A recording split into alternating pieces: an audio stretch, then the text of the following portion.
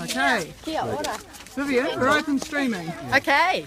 So we're going to have a little walk up the road, are we? Yeah. That's right. You just want me to walk? No pushing. Who wants to walk with me?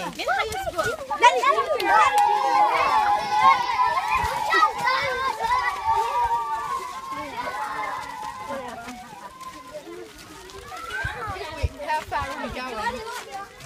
Not too far. Sort of stand here and try where we are now. Yes. Yeah. So we're in the Meerkat Valley in Lebanon, in a settlement for refugees from Syria, and there are about 170 people living here in about 70 households. But just as we start streaming this, I wanted to share with New Zealand the thing that's really struck me as I've arrived in Lebanon. Lebanon is the same size as New Zealand. It has about 4.8 million people, maybe 5 million.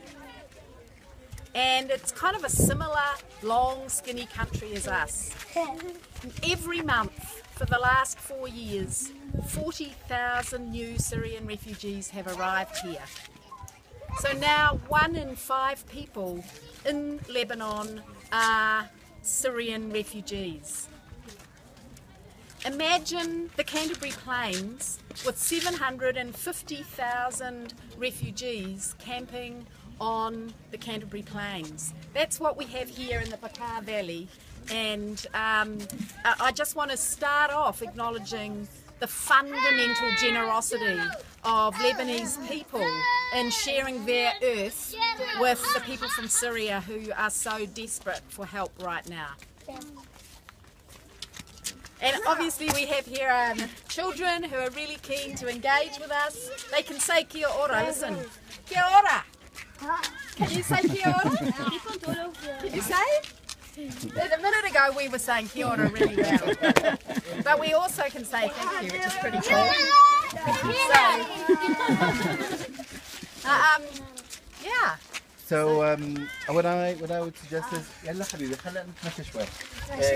If we walk around and so that I would like you to see sort of how life is in a settlement. Yes. So let's start, for example, with one of the things that is actually quite to provide something that is clean for them, because as you can see, everybody's crowded into each other. All of these areas around us are actually tents people are living in, and you can see how crowded it is, how much privacy you lose. You're streaming on the audio. So I just wanted to share the thing that I learned that's been really striking for me. The biggest fear for Lebanon is that the Syrian refugees are here to stay, and for that reason there are some rules that these settlements have to follow. And the first is that nothing's permanent. So instead of seeing really sturdy tents or even other materials being used to build homes, we're seeing tarpaulins. And in this environment, that's the best that UNICEF and other agencies are allowed to do. And similarly, Salam, with the toilets, that they're not allowed to be permanent. So we're deeply concerned about sanitation and water, but at the same time, the services that we're allowed to provide are very rudimentary.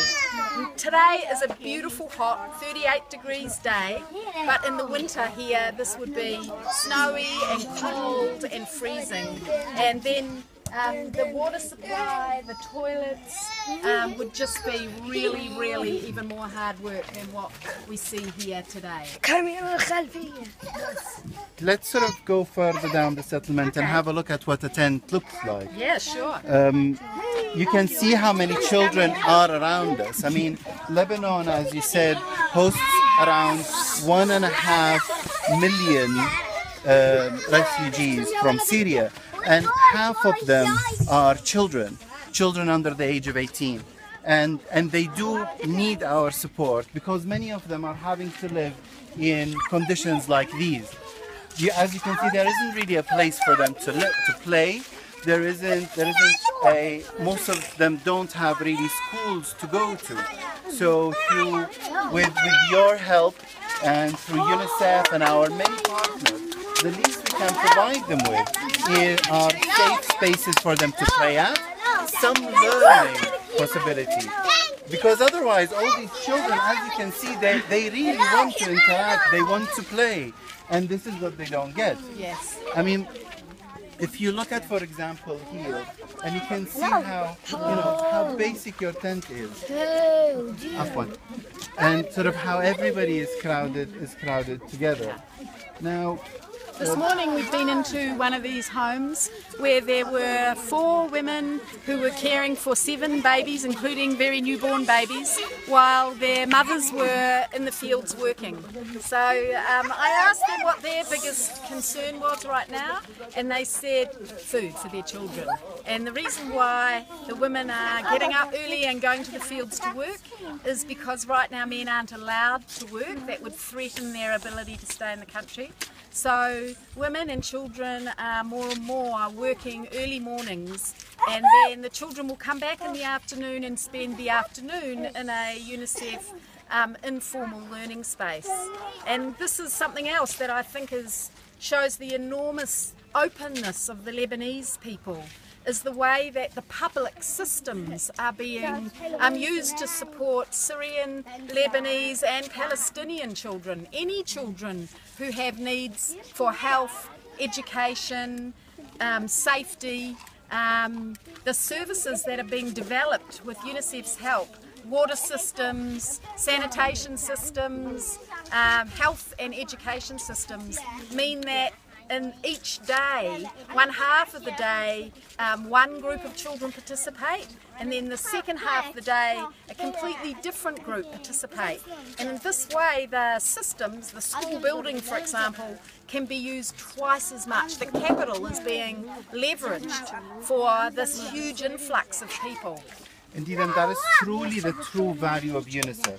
Bringing equitable services, making sure that children, regardless where they come from, whether they're Syrian refugees, Lebanese, Palestinian children, whoever, if they are in Lebanon and they are in need, UNICEF can be there with them, with obviously the help of our generous donors.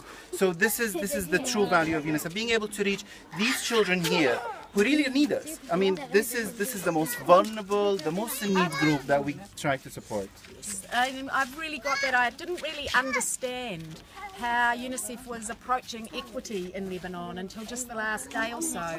And I mean, I can imagine in New Zealand, if every 1 in 5 of us was a refugee, how poor New Zealanders might be feeling very anxious and nervous about loss of access to support. And the same is true here. You can only imagine the pressure. So the way UNICEF is managing that is to make every service develop the capacity of the current public services, as well as has specific resources and settlements like this one for the Syrian children. The final message.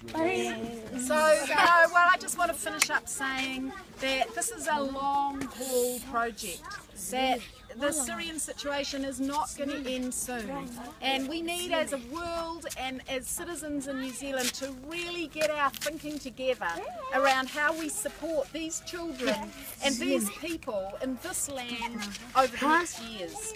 And you know, I'm just feeling very heartful with the response of the generosity of the Lebanese people, and also the stoicism and resilience of the Syrian people.